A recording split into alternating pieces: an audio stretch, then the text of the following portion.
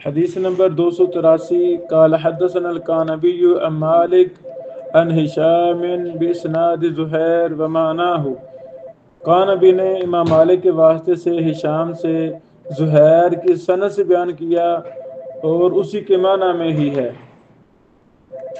قال رسول اللہ صلی اللہ علیہ وسلم نے فرمایا، اس سند کے لفظ یہ ہیں، فَإِذَا أَقْبَلَتِ الْحَيْضَةُ، جب حیض آئے، فَاتْرُكِ الصَّلَاةَ، تو نماز چھوڑ دے، فَإِذَا ذَهَبَ قَدْرُهَا فَاغْسِلِ الدَّمَ عَنْكِ وَصَلِّ، اور جب اس کے بقدر گزر جائیں، مطلب سابقہ دنوں کی عادت کے مطابق دن گزر جائیں، فَاغْسِلِ الدَّمَ عَنْكِ وَصَلِّ، تو خون کو دھو اور نماز پڑھو۔ خون دھونے سے مراد غسل ہے، غسل کرے گی تو وہ نماز پڑھنی شروع کر دے گی اور اپنے میاں کے لیے، خاوند کے لیے حلال ہو جائے گی۔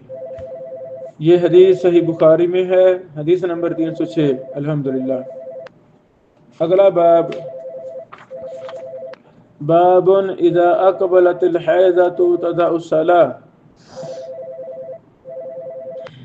جب حیض آئے تو نماز چھوڑ دے۔ واضح مسئلہ ہے، لیکن یہ استحاضہ کے حوالہ سے امام ابو داؤد سمجھانا چاہتے ہیں کہ استحاضہ والی عورت کو جب حیض کا خون آئے تو وہ نماز چھوڑ دے۔ ہم کہتے ہیں حیض عام صحت مند عورت کو آئے یا بیمار عورت کو آئے، استحاضہ اصل میں ایک بیماری ہے، اس کا علاج کروانا چاہیے خواتین کو۔ اللہ تعالیٰ ثانی فرمائے۔ حدیث نمبر 284 قال حدثنا موسى بن اسماعیل قال حدثنا ابو وکیل عن بحیہ قالت سمعت امرأة تسأل عائشة عن امرأة فسد حيضها وأهريقت دما۔ بحیہ سے روایت ہے، کہا کہ میں نے ایک عورت کو سنا جو امی عائشہ سے پوچھ رہی تھی،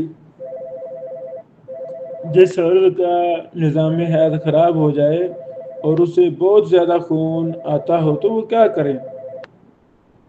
اللہ اکبر۔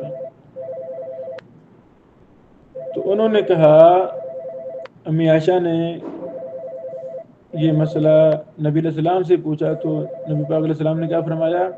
فَأَمَرَنِي رسول اللہ ان آمرها، امی عائشہ فرماتی ہیں مجھے حکم دیا نبی علیہ السلام نے کہ میں اس کو حکم دوں، کس کو؟ جس نے مسئلہ پوچھا تھا اسے، فَلْتَنْظُرْ قَدْرَ مَا كَانَتْ تَحِيضُ فِي كُلِّ شَهْرٍ،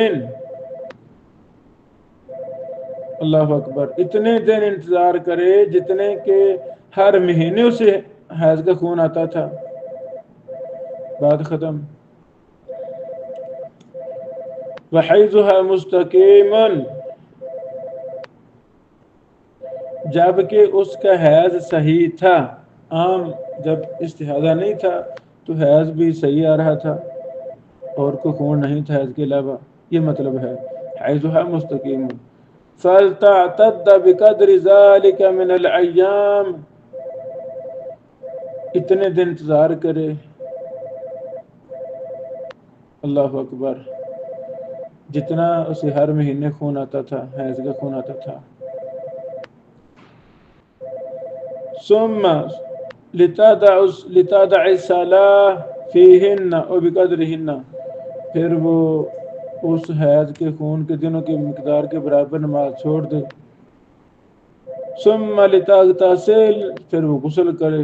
ثم لتظفر بثوب، پھر وہ لنگوٹ باندھ لے۔ ثم تصلی، پھر وہ نماز پڑھے۔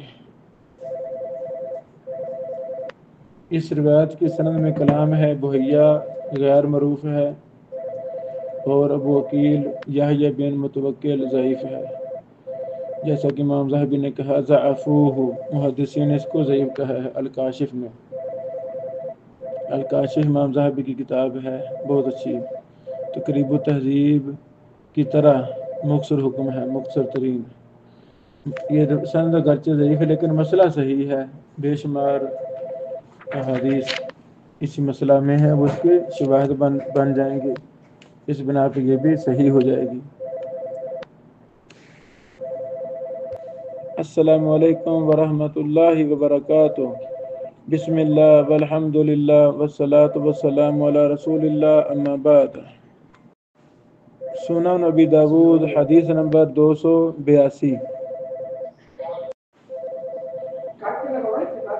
باب من روى ان الحیضۃ اذا ادبرت لا تدع الصلاۃ، جب حیض ختم ہو جائے تو پھر نماز نہ چھوڑے۔